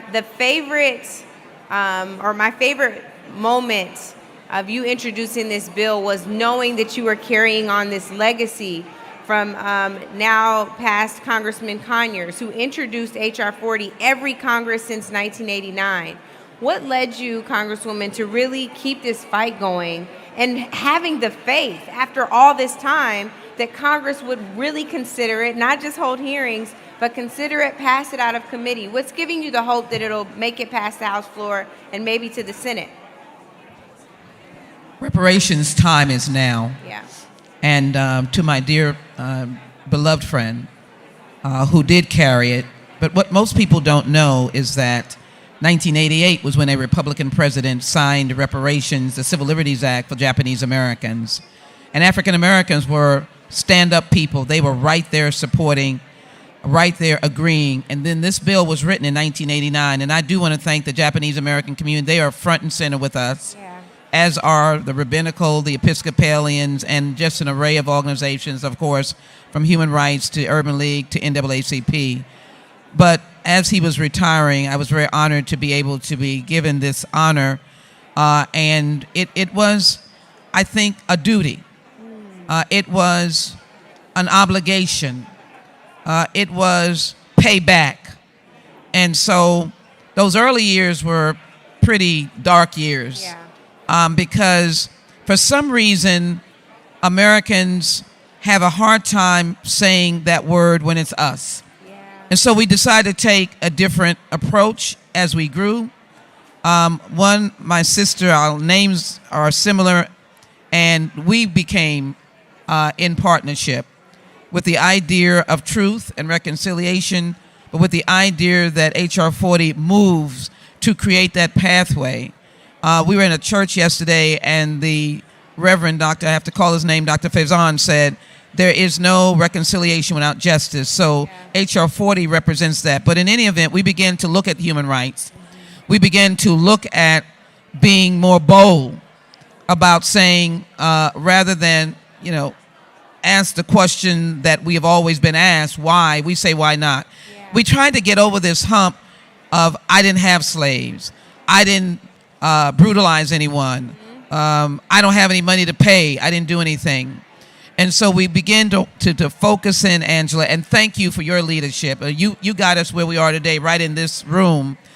But I begin to say government-sanctioned action, which is what is here in Tulsa. Government-sanctioned slavery. Government-sanctioned the black codes. Government-sanctioned Jim Crow. Government-sanctioned the lynching. Government-sanctioned the whole 20th century of segregated America. Government sanctioned redlining. Government told states, oh, you handle the GI Bill. So when the soldiers came back, if I was in Mississippi, I'm just using an example, or in Texas, I didn't get the GI Bill. Maybe somebody else in another state might have, but I didn't get it because I was black. My grandmother didn't get Social Security because she was a domestic. And they wrote in the bill that domestics were not eligible because that means those employers would have to pay. And so this began to grind. And I said, why are we embarrassed? Why do we have a paper bag over our head? It is just for there to be compensation, but there to be relief. And so we began to coin the phrase, take from the Martin's book and say why we can't wait. Now we've got another phrase saying we've done our part. We paid our taxes. We've died. We've gone to war. And then tragically, we become the fodder for the mass incarceration and the fodder for black men on the streets with police misconduct. Yeah. And so that's where I came to say that this is a moment in history. This year we must pass H.R. 40. Now, that is in tandem with justice here in Tulsa. And we just feel that we have been catapulted right into the national fabric to say that there is no moving forward without justice for Tulsa, reparations, and to pass H.R. 40, which is legislation, which is a bill, which is a commission, and we have obviously modified so it is more than what John said, and he welcomes that. It is to develop reparation proposals reported back to the United States Congress to act on. And I know leaders like Angela Rye will not let us sit on a reparations bill that we should be acting on. And we thank you all for that. And we just think that we've just been overwhelmed by the wonderment of where we've been over these last couple of days, that we really do have to act and act on H.R. 40. Thank you, Congresswoman Jackson Lee. It has been so encouraging to watch you work around this. I think Ms. Lawrence said it best. We're planting trees, and Congresswoman Jackson Lee is like, reparations though. So thank you for that as well. Congresswoman Blunt Rochester, I want to turn to you because we were just sharing space yesterday, and you said something so profound about feeling the spirit of the ancestors even during the January 6th insurrection. Feeling the spirit of the ancestors in a positive way to let you know that you're resilient and powerful. But there's another kind of thing that's hovering around this reparations discussion, and that is the questioning of our humanity, right? The reason that we're not worthy, Congresswoman Jackson Lee just hinted at that. And I think it's really the reason that people felt like they could go back to Capitol Hill, tear it up, and take their power back. What are some of the things that the Congressional Black Caucus, state and local elected officials here need to be working on to deconstruct that mentality, so when we fully embrace the Black Wall Street mentality, we have the ability to really implement what was destroyed? Thank you, Angela, so much for that question, and thank you for your leadership. I mean, first of all, I want to acknowledge that this moment is a moment of urgency. Yeah. And that it is the collective that's going to make the difference. And so what's really pushing this across the country, even being in this room, seeing people from Dallas, Texas, seeing people from all over the diaspora coming together at all ages, from over 100 years old to the young people. A young boy named Preston came to me this morning, and he said, I'm afraid to ask this question. But he said, in my school, I heard they just passed a law that they can't teach us about Tulsa. That's right. And so what I committed to that young man was that when we go back, in addition to talking about reparations, we're talking about education. I'm on the Energy and Commerce Committee in Congress. We focus on healthcare. We focus on commerce and trade. It's got to be all hands on deck. Every single person can play their part. And that's all we're called to do. And so being here for me, having been up in that gallery during the insurrection, I could feel the spirit of our ancestors. I could feel all of them, from Jim Crow to slavery to Tulsa, saying for us to do our part right now. So if you're a legislator, legislate, appropriate, get the monies directed. If you've never run for office, I never ran for anything in my life until I ran for Congress. Yeah. Never ran for anything. We got to stand up for ourselves. We got to run for office. We got to help and support each other, and we got to support our legal teams as well. So I'm just glad to be a part of Tulsa. The one line that came out, keep the light on. Yeah. Keep the light on. We cannot let this day go by. And we've committed that we're going to pass H.R. 40. Yeah. We're going to pass H.R. 40 this year. This year. This year. Thank you so much to Congresswoman Jackson Lee, Congresswoman Lee, and Congresswoman Blunt Rochester. I know Congressman Johnson had to step out, but as the primary sponsor of the Tulsa Claims Act, I also want to just acknowledge that also was the work of Congressman John Conyers, and again, to see you all carrying that on and making it stronger. That's what this is all about. So as you all begin to wrap up, because it's time, it's 3:58, and I would love for you all to come back from the red carpet and from your table conversations as you all are developing your calls to action. Let's give the Congresswoman another round of applause. Thank you. We're not quite at the benediction, but we're close. It's almost my benediction because I have to go try to catch a flight. And my brother left me up here. Demario, come back. Well, can I just shout out to the people from Texas? I know you're in the room. Paul Davis, I know AME members. I know they're all around. Thank you so very much.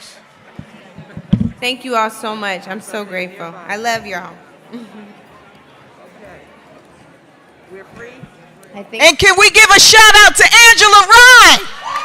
Miss Angela Rye, who's keeping the light on.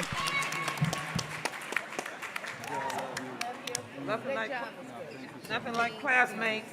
Nothing like classmates. He's older than me. Oh, okay. No classmates. That's right. Get you right. Get you right, brother. Congresswoman Lee, I wanted that you knew my uncle Kenneth Simmons, Berkeley, my great uncle. Yes, right. Yeah. Absolutely. That's my great uncle. In fact, he moved to South Africa where he passed right down there. I just gave Angela a book about the Simmons family and how that came. I know you gotta go. Yeah.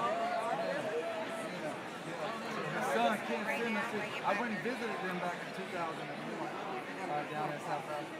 So I'll tell Ken that we know. Okay, I will.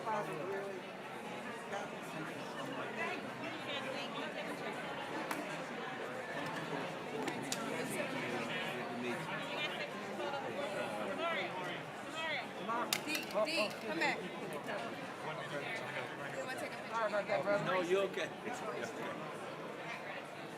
Hold on, brother.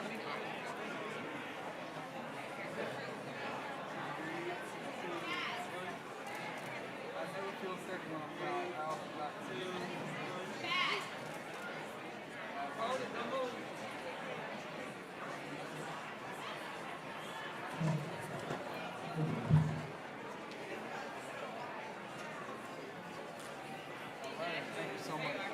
Safe travel. All right, 3 people. All right, people. We're having a good time, and we're gonna try to get these moving around. If we can get everybody to your seat, we have 3 individuals.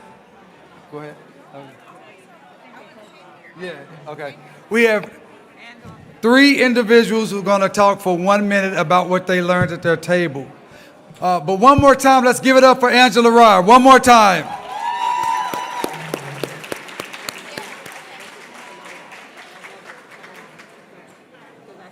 Okay, DJ. You got Raven. Is Raven one of them? Yeah. We got, okay, let's get the first one. Okay. Oh, you can go right there. Hello? All right. Yeah. Hello, everyone. My name is Deandra Ware. I am a graduate of Langston University and a member of Alpha Kappa Alpha Sorority Incorporated. At our table, we were filled with people that had backgrounds in education and other African American enthusiasts. We've chosen as our mission to educate ourselves to educate others. All right. Hello, my name is LaShondra Houghton, and at my table I had a whole group that was from California to North Virginia, Ohio, Florida, and right here in Oklahoma. I was so proud to be with these people because most of them I had never met, but they are my ancestors, they are my descendants, they are my relatives. Yeah! Proud moment to meet my family that I have never met before. This has been a blessing here. We came here for justice for Greenwood, but I realized that we also came here to join our families back together. Yes. It is time, it is now, and it is time for us to take advantage of it. So now I ended up meeting a lot of our family that was from our Holloways that actually owned the Holloway ice cream parlor, as long as we had a dental shop. We also had the Ramsey, the drugstore with the boarding house. We had the Holloway, the siblings had their boarding homes. We had the Ramsey drugstore that actually housed many things in there, including a jewelry store, a barber shops. There was many things. And then we had our great-grandmother, who was Jenny Holloway, who actually lost a lot of property at this event. So we are here to support the initiatives that are going on. We're here to make sure that we tell the truth. All right, all right. We're here to support our people. We're here to put the people that are living here, because I am from Florida, but there is education that needs to be done. There is mental health that it's time to start healing our hearts and our minds so we can start to build our Greenwood back. Thank you. All right, all right. Hi, I'm Pam Butler. I'm from Tulsa, and I was a part of a group that represented people from Houston, from Indiana, from Oklahoma City, as well as from Tulsa. And to pick up on what she said, most of our focus was wanting to know the truth, what really did happen. And also to know the truth of what's happening now, because we've heard so many conflicting stories with what was canceled and whose fault this was and why that got built over there and how it's really for our community. So we really wanted to know the truth of it. And then many of us said, who were from Tulsa and Oklahoma City in particular, we want to get involved. We want to stop being on the sidelines. We want to get involved. Yes, we don't yes. keep talking it. We want to actually do the walking with it to make a difference. All right, great. And we got one more. Oh, when are you speaking? Okay, you want to do that? Okay. Okay, real quickly, we have Raven Williams, who is the great-granddaughter of A.J. Smitherman. A.J. Smitherman, one of the leaders of Greenwood. He had the Tulsa Star, which is considered the first African-American newspaper to have a national publication. Thank you. DeMario also represents my father, who is a plaintiff in the motion, so I wanted to thank him. I asked him if I could just come up here and thank all of you who are working tirelessly to help our family get justice and all of the families and the descendants get justice. I have done 7 years of research about what our family lost and who A.J. Smitherman was and his contribution to this community. And I want to make sure that he's honored, he's respected, and that his story is not exploited, because most of what you will see and find out there with everybody telling this story, so much of it comes from his newspaper, so much of it comes from his poem, so much of it comes from his intellectual property. And the lawyers in the back who are helping with the intellectual property case, that was on my behalf too. Because I called DeMario. I said, I need to know what our rights are as a family, because we are being exploited. People are making money on this story. I shopped this story to Hollywood, and every single production company that's putting this story out right now turned our family down and did it behind our back, and now is making money on it. And I'm not happy about it, and I'm really not having it, because I'm A.J. Smitherman's great-granddaughter, and you wouldn't be having it. So here we go. I want to give shouts out to my sister who's here from Oakland, and she's an activist in Oakland. My cousin Seth, who's an activist and a lawyer in New York, has a minority corporate law firm. So we have taken our roots when we lost everything and just used the blood and sweat and lots of tears. Because that congressional hearing, let me tell you, I haven't cried that hard since my sister was murdered years ago. I had so much pain in me. It was cellular, it's genetic, it's post-traumatic. And that's why you should be compelled to care. It's not just the money. We will never, ever have enough money to repair. Our family was torn apart. Our grandfather had to move from Oklahoma and the weather here to Buffalo to be close to the Canadian border, because he died a fugitive. So as you can see, I'm very passionate about this, and I'm not happy about how it's going down. And no, we are not here to celebrate. We're here to demand. So I'm demanding, and I would like you all to help.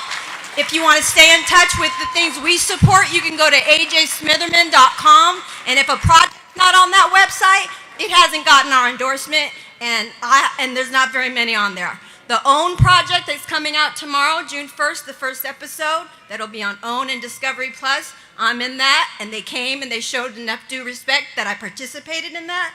But I'm just telling you, everybody's not doing that, and the commission certainly isn't doing that.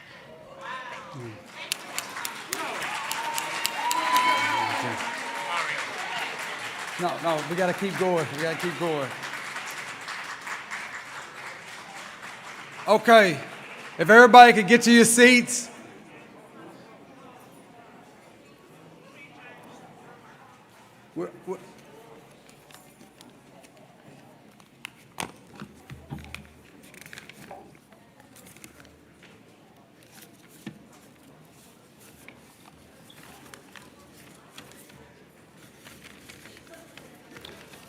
We are way over on time. Because of the Secret Service, we have to be out of here by 6. But I just wanted to let you know as we wrap up, do you feel the power in this room? Do you feel the spirit in this room? Do you feel the ancestors moving in this room? We want you to understand that this Greenwood diaspora is us. We are Greenwood. And before I get to my closing remarks, I want to make sure I do recognize our city councilor, our fighter, the first African American to be chair of the City of Tulsa City Council, District 1, Vanessa Hall Harper. Give us some love. She's fighting for us every single day down at that racist City Hall. And we appreciate you. We appreciate you, Vanessa. I also saw, he may be gone, but we had Hill Harper was here with us, and he may be gone, but we definitely appreciate him stopping by. He's gone? Okay, he's gone. Well, listen, as you prepare to leave here, I want you to understand that Greenwood was a love story. You have heard about Dick Rowland. We know the story of Dick Rowland, a shoeshine boy. Now, what was he? What was he, a lawyer? Was he a doctor? What was he? He was a shoeshine boy. He was a shoeshine boy that we've been told he got on an elevator with a young white woman named Sarah Page. And this young white woman, Dick Rowland, was falsely accused of sexually assaulting her. And we all know how many countless black people and black communities and black businesses and black everything have been destroyed because of these false accusations. But that's not the love story I'm talking about. The love story is that Dick Rowland was a shoeshine boy. He was not a lawyer. He was not a doctor. He was not an important, high-ranking official in Greenwood. But the community loved Dick Rowland as much as they loved A.J. Smitherman. The community loved Dick Rowland as much as they loved J.B. Stratford. The community loved Dick Rowland, a shoeshine boy, as much as they loved the great Dr. A.C. Jackson. Because that's what it was about in Greenwood. It was about the community loving each other.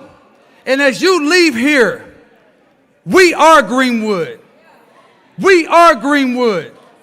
We are Greenwood. We have to have the love that Greenwood had for a shoeshine boy. If you're from Detroit, if you're from New York, if you're from Cleveland, Oklahoma City, Kansas City, Denver, it does not matter. We must have the love that they had for Dick Rowland for all of us. We must work together. Join Justice for Greenwood. Sign up for Justice for Greenwood. Call our Descendant hotline. Donate your resources. Stand with us as a block as we fight for our rights and our dignity, as we fight for reparations, as we fight for policy change, as we fight for resources, as the Biden administration pumps resources into Tulsa, we want to have a seat at the table to make sure for the first time those resources come to North Tulsa and our people. We are what? We are. We are. We are. We are. Thank you. Have a great evening.